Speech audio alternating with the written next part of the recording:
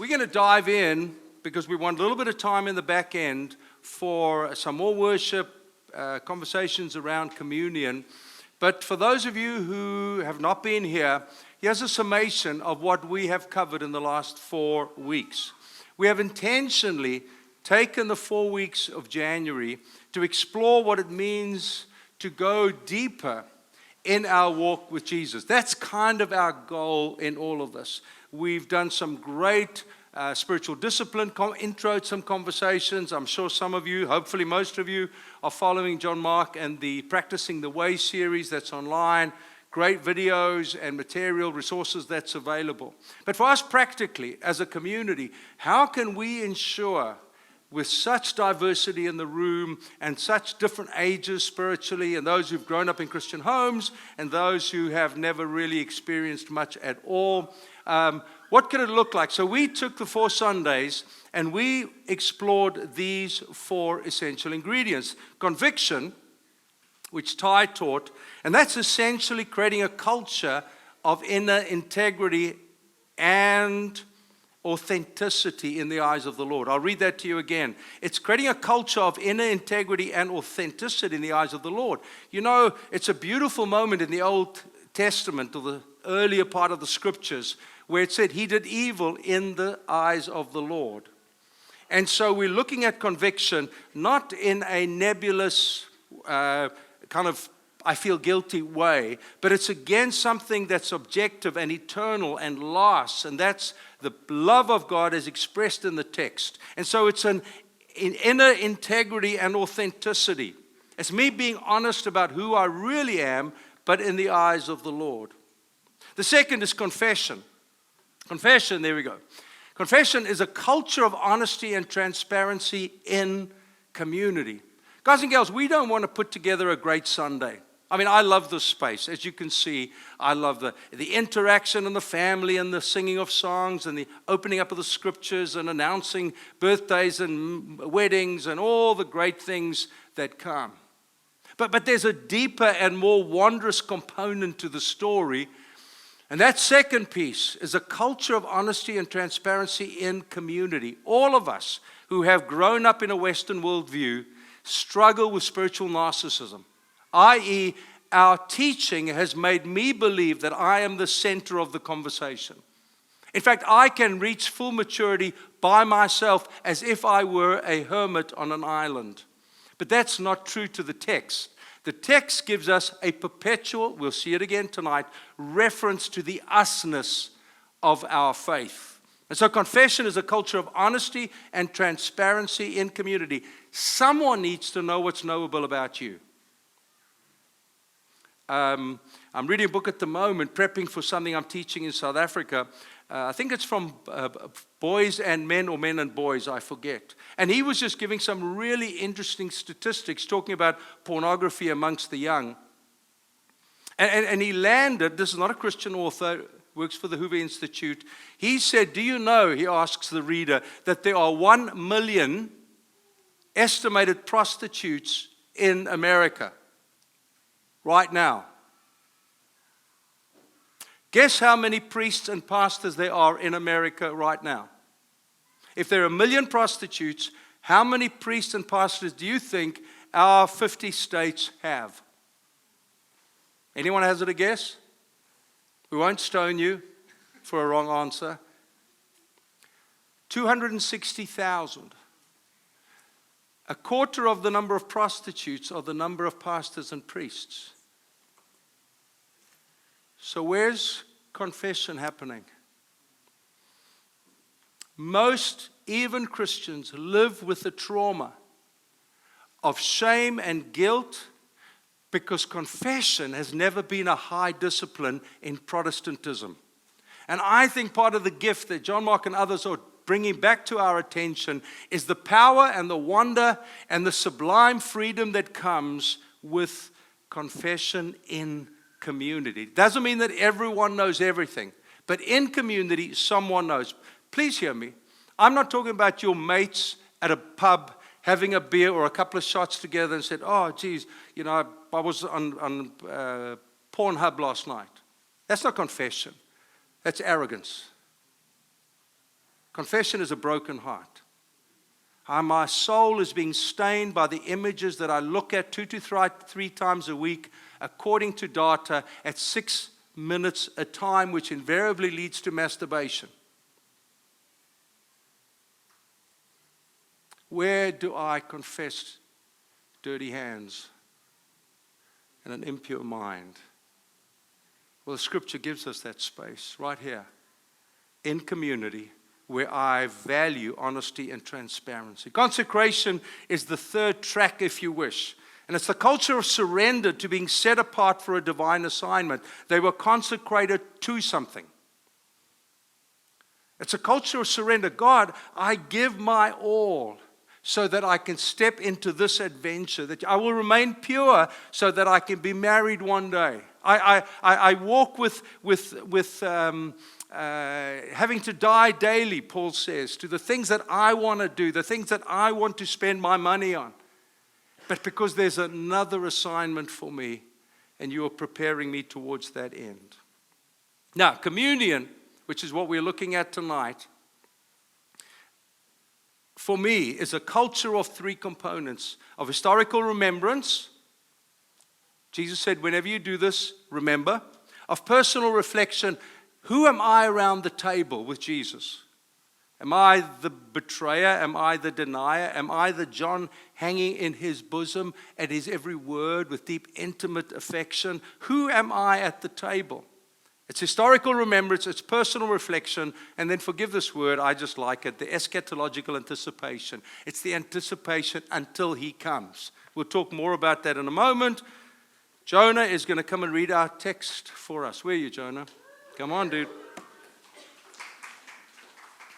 Can you use this mic? All right, buddy, here we go. This is crazy up here. This little... Hello?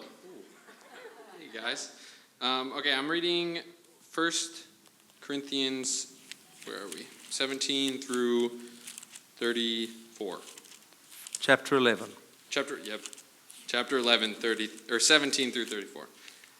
But in the following instructions, I cannot praise you, for it sounds as if more harm than good is done when you meet together. First, I hear that there are divisions among you when you meet, as a church, and to some extent I believe it. But of course, there must be divisions among you so that you who have God's approval will be recognized. When you meet together, you are not really interested in the Lord's Supper. For some of you hurry to eat your own meal without sharing with others. As a result, some go hungry while others get drunk. What? Don't you have your own homes for eating and drinking? Do you really want to disgrace God's church and shame the poor? What am I supposed to say? Do you want me to praise you? Well, I will certainly not praise you for this, for I pass on to you what I received from the Lord himself. On the night when he was betrayed, the Lord Jesus took some bread and gave thanks to God for it. Then he broke it into pieces and said, "This is my body, which is given for you. Do this to remember me." In the same way, he took the cup of wine after supper, saying, "This cup is the new covenant between God and his people, an agreement confirmed with my blood. Do this to remember me as often as you drink it. For every time you eat this bread and drink this cup, you are announcing the Lord's death until he comes again. So anyone who eats this bread and drinks this cup of the Lord unworthily is guilty of sinning against the body and the blood of the Lord. That is why you should examine yourself before eating the bread and drinking the cup. For if you eat the bread or drink the cup without honoring the body of Christ, you are eating and drinking God's judgment upon yourself. That is why many of you are weak and sick, and some have even died. But if we would examine ourselves if we would examine ourselves, we would not be judged by God in this way. Yet when we are judged by the Lord, we are being disciplined so that we would not be condemned along with the world. So, my dear brothers and sisters, when you gather for the Lord's Supper, wait for each other. If you are really hungry, eat at home so you won't bring judgment upon yourself when you meet together. I'll give you instructions about the other matters and after I arrive. Fabulous, thank you. In chapter 7, it begins this unfolding kind of frustratingly one-sided conversation. Paul has received a letter from this crazy church in a crazy city. And he's answering it, deeply desiring to be there in person.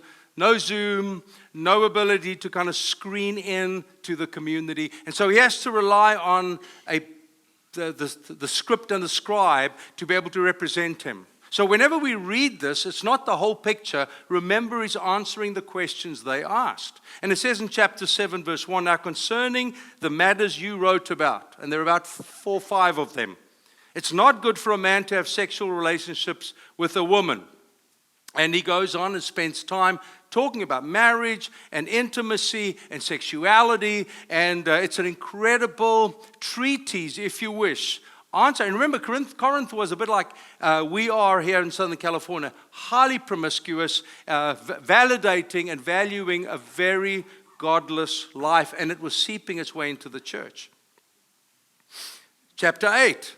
It says, now concerning food offered to idols, we were in Bali over Christmas, and Meryl and I kind of did some zooting around, as did the rest of the fam, and you could not but be startled at these incredible affection for idols on the island.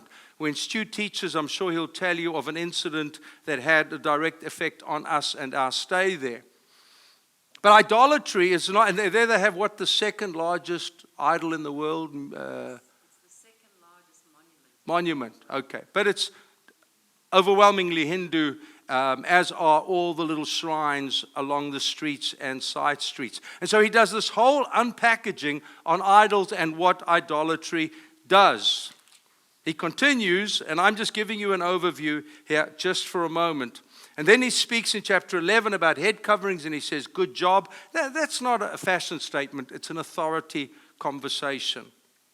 Now, in this passage, he says this, but in the following instructions, I do not commend you, I'm reading from the ESV, for better or for worse. The NIV says, your meetings do more harm than good. Now, can you imagine? It will be recorded for all of time, and whatever happens to the text in eternity, that your meetings, Corinthians, do more harm than good. What an indictment. As the leader of a community, that would probably be amongst the worst things I could ever hear someone say about us. Your meetings do more harm than good. And then he says, in the first place, when you come together. Isn't it amazing how he validates the corporate gathering like we have here? It's in the first place. It's amongst the greatest priorities and joys that we have. You know, when Mandela was released in South Africa, just before, as an eldership, we had a very difficult decision to make. As colonialism was undone in Africa, nation upon nation, the Congo, Zambia, Zimbabwe, Mozambique, Angola, communist or socialist governments came in. And many of them were committed to destroying the church because the church represented the oppressor, and the oppressor had to be destroyed. And so we had several conversations prayerfully as an eldership team. Our church was about 1,000 at the time. If we were to shut down today, would our church exist, is the question we asked ourselves. Were we so Sunday-centric, and we had a cool Sunday vibe, but were we so Sunday-centric that the church would actually implode and, like water in a desert, just disappear into nothingness? What would happen if we had to take all of our database of names and peoples and addresses, shred them? What would happen? Would we have a community of Jesus lovers, or would it all go down the toilet? That was a very difficult question we had to ask ourselves. Because the true value, the kids, listen, they're having more fun than you are, so you're welcome to join them.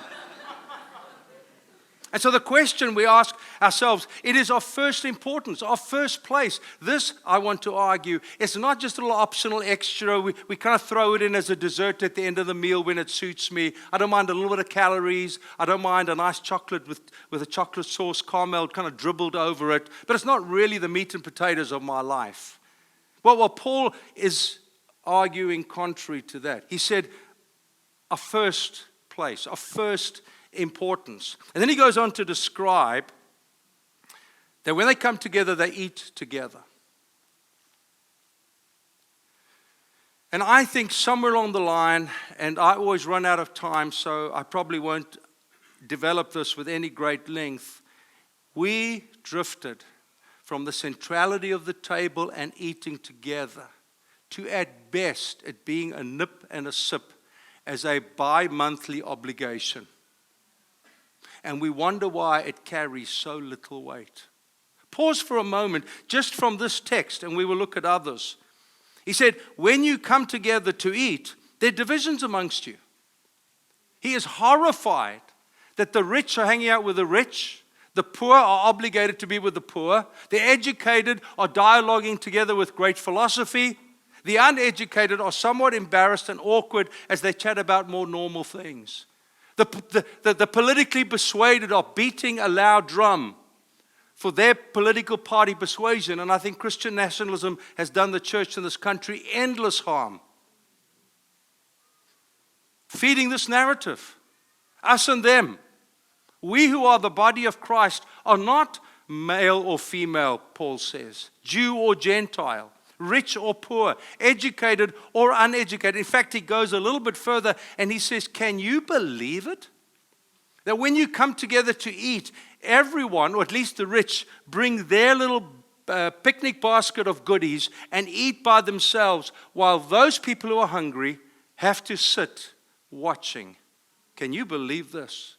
So not only did they eat every time they gathered, but this kind of economic sectarianism was destroying the church and was blowing the church apart in 1,000 directions. Now you would say, oh, that would never happen. So we plant our church, and I'll tell the story in just a moment. And there's a handful of us at the end of July, beginning of August 2017. Within about 6 weeks, there are 40 people, mostly students, coming around for dinner. Some came because it was a free meal. Some people came out of curiosity, and you know because some of you were there. And there were about 6 couples, I say couples loosely, who provided the food for everyone. Do you know how interesting it was, how quickly they moaned, not all of them, because they had to bring the bulk of the food? Chris, we can't believe this. Just because they're single and college students, does that mean they can't bring food? And I just listened with kind of an inward smile, outwardly very understanding, inwardly thinking, do you understand how your heart has been exposed? That's what happened here. We're going to have our food, and if you don't have any, suck eggs, buddy. And then to make it worse, he says you get drunk. So the idea that there was no wine, I've never got drunk on grape juice. I have got drunk on wine. BC. Yeah, BC. See, so this was a meal that they broke bread together and they drank wine together. And I'm not insensitive. I'm not allowed to drink alcohol at the moment with my heart, so I'm not insensitive to those who can't have. But what I am saying is true to the text. It means something. It represents something. And he says, for heaven's sake, don't get drunk. If you want to eat and do all that, go and do it at home, but not where the sanctified community of Jesus lovers gather, because we are the eschatological future. We are the only picture the world has of life at the end of the age and into the new. We're it. It's not worship. Worship is way cooler in the marketplace, way more creative. My son said to me the other day, why do all of our songs sound the same? I think they do. I think you can play G and sing every song.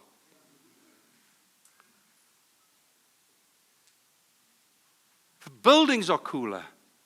No, the thing that we offer as a picture of all things is a community eating together. In our brokenness, we celebrate the work of the cross through Jesus, and we present this incredible, forgiving, graceful community of love and kindness and generosity.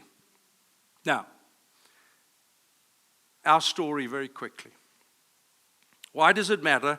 Because I want you to understand where we've come from. Most of you in the room don't know it, and so forgive me those of you who do. Very briefly, it was towards the end of 2016, early 2017, the Spirit of God began to speak to me about creating a new community. And I said, Lord, you are nuts. Now, forgive me. I do have a pretty real walk with Jesus, and I do hear his voice, but not all the time. I wish I was like 100% success rate. But it was one of those times where I felt God's inaudible voice, and I knew he was laughing at me. And he said, I want you to start another community. And I said, you nuts. Church planting, which is the language I used then, I use different language now, is for the young. It's full of energy and zeal and life and probably a little bit of ambition, a whole bunch of pride. And I said, I'm too old. I was 56, 57 at the time. No can do, homeboy. No can do. And God just laughed. And I knew I'm in trouble. So I said, all right. You know, when you negotiate, remember when you try to do that with your parents? Except God doesn't budge, he just smiles. And you realize whatever you're negotiating isn't going anywhere anytime soon. So I said, all right, as long as you don't ask me to get a school hall, get a band, and follow the Boomer formula. Guaranteed 150, 200 people within a little bit of time. It's doable. So I said, what can we do? So I thought, well, the best way to do is to go back to the text. So out comes Acts chapter 2, from verse 36 to 47. Those of you who don't know what happens, it's the beginnings of the church. It's her in her fledgling beauty. It is her like, I don't know, my little granddaughter or something with a little bow in her hair and the little frock. And they're just running around with a big smile and everyone, ooh, ah. That's who she was in that moment. And two things struck me forcefully. The one was, this, Peter said, is for you, your children, and those who are far off. And I said, Lord, I know how to do Boomer Church. I've been doing it for a long, long time. In May, Meryl and I have been doing this for 40 years. And I have to tell you, I love Jesus more today, and I love his church more today than I ever have. You are beautiful. I'm not unaware, after 40 years, you name it, I've seen it. You name it, I've been accused of it. But you are beautiful. Because you're made in his image and his likeness. You're a mirror reflecting him. Yes, you've got the stains of mud on your face because you've played in the dirt and the dust of our selfish preoccupations. But then he comes with his precious blood and he cleanses all of that off. And this beautiful girl emerges once more. You can't get discouraged by the muck and the mire. Because you know behind that, it's but an instant of cleansing that the cross offers. Behind that is this beautiful bride who will be without spot, wrinkle, or blemish. You and me, without spot, wrinkle, or blemish. That's what we will be one day. How can we be discouraged? But for a fleeting moment, the nice little frock is covered with dirt. Just a moment. That beautiful bride emerges. This is for you, for your children. I said, Lord, could it be? T was 17 at the time. Dana was 28 at the time, but her and Stu were in a church in town. And I said, Lord, there's a massive exodus of millennials and Gen Zers from church. The statistics are overwhelmingly scary in deconstruction of faith and community. And I said, Lord, could it be? If it is, you have to do it because I have no idea. Honestly, I have no idea how to engage with most of you. I stumble and stutter my way through as a father who loves you. That's the best I have to offer you. I said, okay. It's for you, your children, and those who are far off. And I thought, who are those who are far off? Not just the global gospel, which I'm in love with, as you know, but locally. And two groups came to mind, those who have fallen out of love with the church. And I thought, Lord, what if we create a community where people can fall in love with the church again? I don't mind whether it's you visit here once or a month, 6 months, and then I don't mind. It doesn't matter to me. But that you encounter something so authentically Jesus-orientated and so in love with him and with community that it's contagious. It leaks its way into your soul. That would be worth the while. I don't have tricks. Don't have formulas. Those who are far away, who've walked away from the church And please know, I do understand. I've been sued in the LA courts. I've had people sit as standing against me as congregants who I loved, who had in our home. They sat at my table, we went on vacation together, and something shifted in their hearts. We were exonerated. The judge said, you've basically done nothing wrong. But to sit there and listen to them lie was traumatic. Please don't tell me, oh, Chris, you haven't experienced what I have. But the bride is a bath away from beauty, purity, holiness, without spot, wrinkle, or blemish. Have you ever wondered what you will look like in heaven? Have you ever wondered you? Wouldn't you like to meet the perfect you? Hi, my name's Chris. I'm the old guy. Boy, am I glad to meet the new guy. Those who have fallen away, or those who are far away, those who have been hurt by the church and drifted away, and then the LGBTQ community. I'm not affirming, but I love those men and women. I cannot imagine anything as traumatic as living in some of the conditions they've had to live, and the church has never been a safe place to wrestle with their own sexuality. See, that might not be my challenge. I have mine, but mine isn't more acceptable or less acceptable than theirs.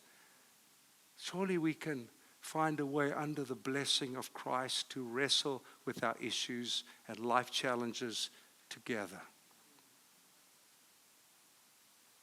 And then I read this. Are you still with me? Yeah. I haven't got very far. And then, oh, John Mark, I wish I could preach like you. It's just like all written there. I'm such a disaster.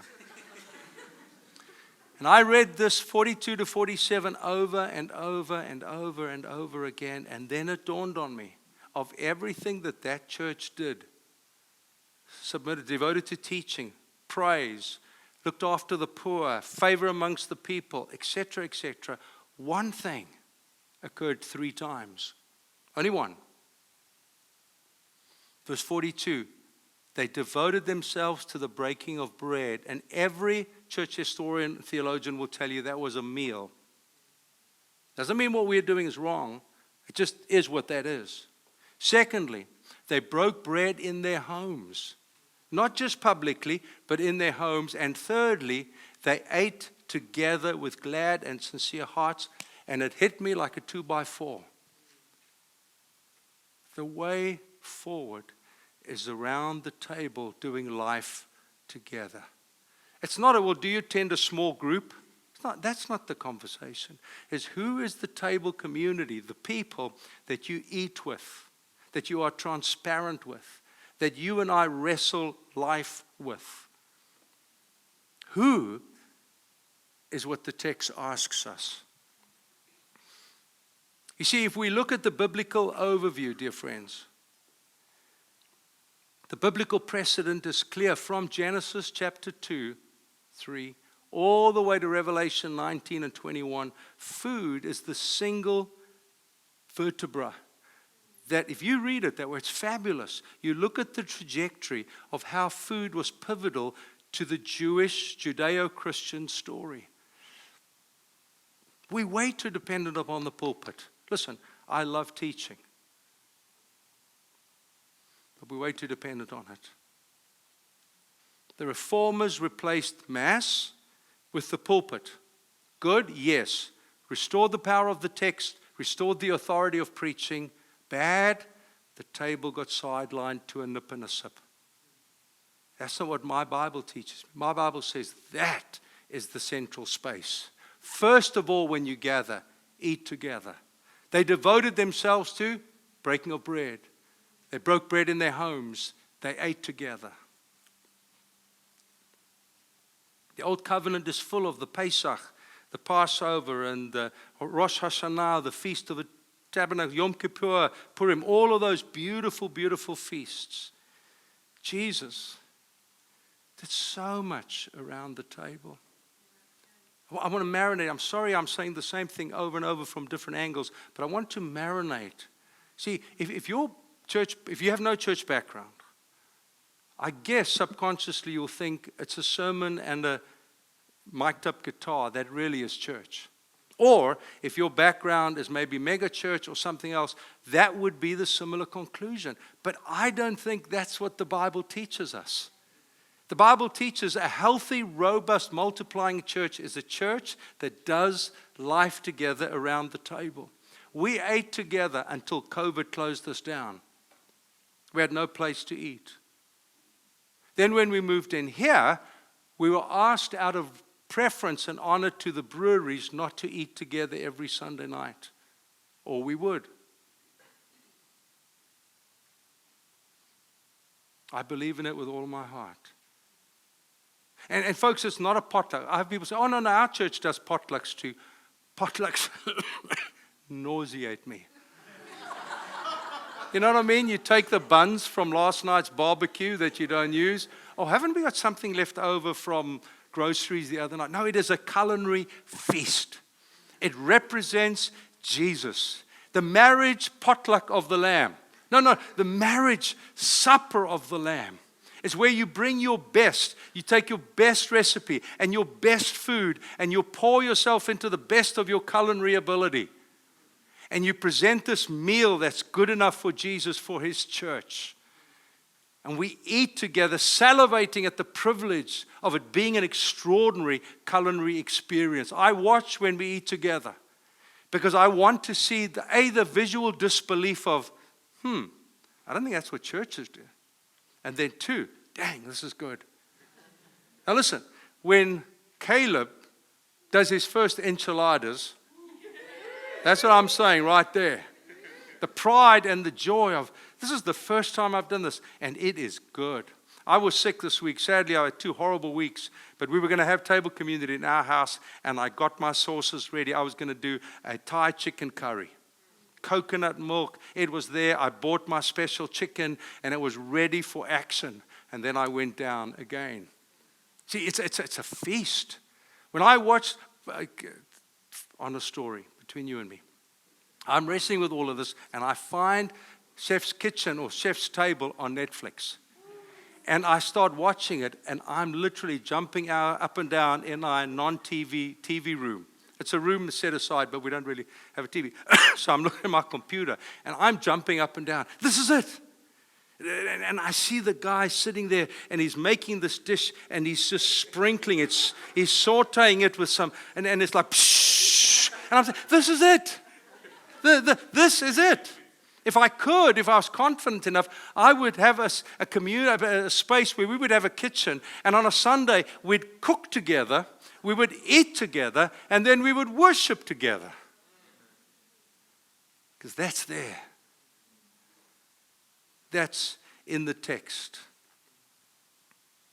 Isn't it amazing how often Jesus,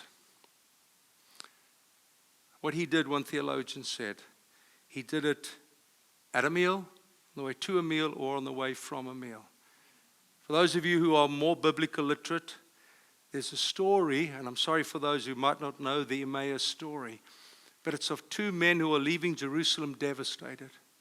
For whatever reason, the doctor writes this in his account. And they're arguing, they can't believe it, this guy's let them down, doubt is ravaging their soul, there's uncertainty and pain and disappointment, we've given up everything to follow Him, what on earth's happening? And Jesus gently sidles up to them, yo, hi, how you doing? Yeah, cool. You won't believe it, man. Say, oh, what happened? Where have you been? You haven't been in Jerusalem? This guy, Jesus of Nazareth guy, he was supposed to be a prophet and he died. And Jesus just lets it all unfold. And then He pretends He's walking as they go home. He pretends He's walking on. And I say, yeah, where are you sleeping tonight? Well, I don't really have a place. Well, come. And it said, as He took the bread and He broke it, their eyes opened. And they're like, wow. Look, what is this? It's like sourdough bread. I don't want to be irreligious. It's like sourdough bread. I like it. I mean, is there anything here? Is it like a trick? Is this a magician thing? That you just slip the ace out from your cards? And yet, in this, there is sacredness. In this, His presence. Last Sunday night, I was so deeply moved. There was a young lady sitting on the side over there. Dana taught a consecration, great word. And we come to the table, and this young girl just starts weeping. Why? It's a piece of bread, a little sip of grape juice, wine, or grape juice. Or, if you're gluten-free, we have you covered. No, because He's here. He's chosen to give us, I'm leaving all my stuff because we run out of time, but because He's chosen the simplicity of a meal that almost everyone can afford. And He said, do this in memory of me, because if you do it in remembrance of me, I will be there. I will be amongst you. I will open your eyes so that you could see who you are and see who I am. And it's a moment of great sacred mirror where we look at ourselves and we see ourselves for who we are and say, oh God, I'm so sorry. I'm limping with shame and guilt. I'm carrying the stain of my disobedience and my rebellion. I stumble and fall oh so often, and yet as I take this bread and I break it, somehow I'm reminded. It's not transubstantiation that the Catholics offered us, with all due respects. But there is something about His presence here to bring wholeness and healing, and kindness and goodness.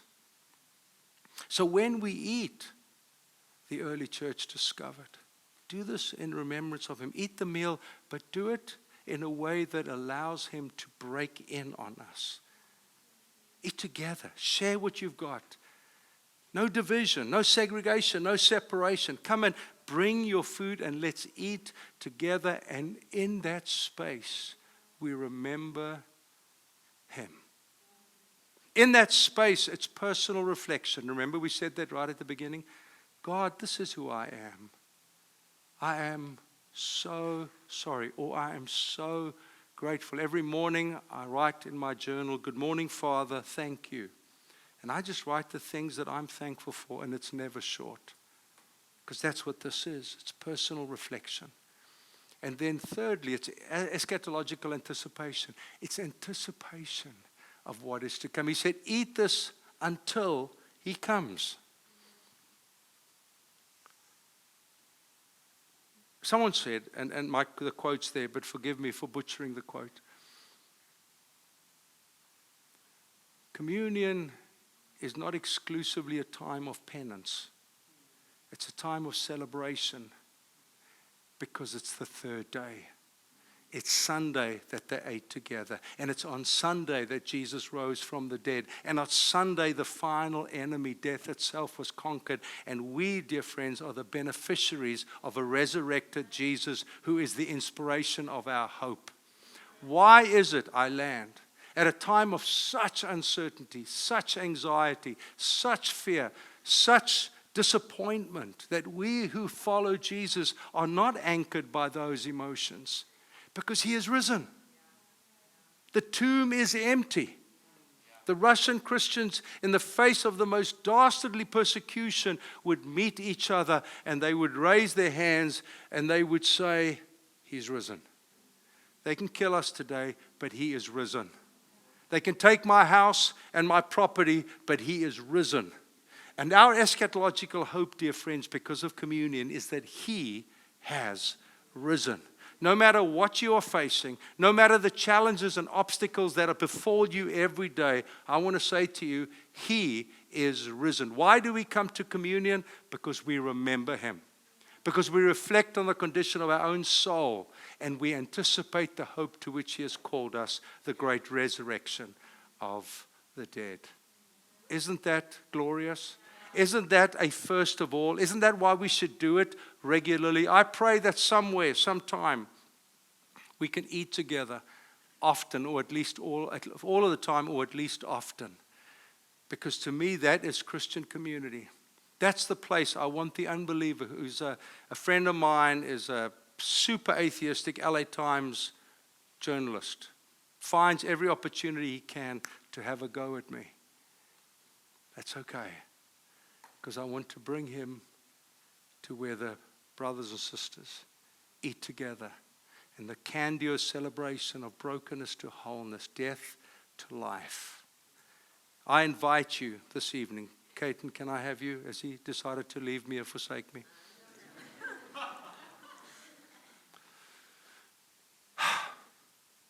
I want us to apply those three processes just for a moment before we come to the table. One, remembrance. There we go. Remembrance, Jesus, for what you've done for me. Now, I know some of you have drifted from the faith. I know that some of you have maybe never been in faith, but you do know what Jesus has done. And the humility of a piece of bread with a little cup of wine, can God do something with it? Yes, He can. And secondly, there is personal reflection. This is who I am. This is where I am right now. And then thirdly, breathe in the liberty and the power of the eschatological anticipation. He is risen. He is coming back soon. Would you take a moment before we invite you in to just let those words filter their way into your soul?